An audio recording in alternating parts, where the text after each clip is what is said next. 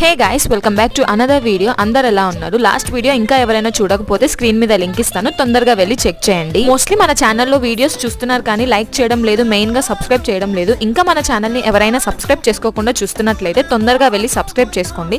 మనమైతే 1K subscribers కి దగ్గరలో ఉన్నాము.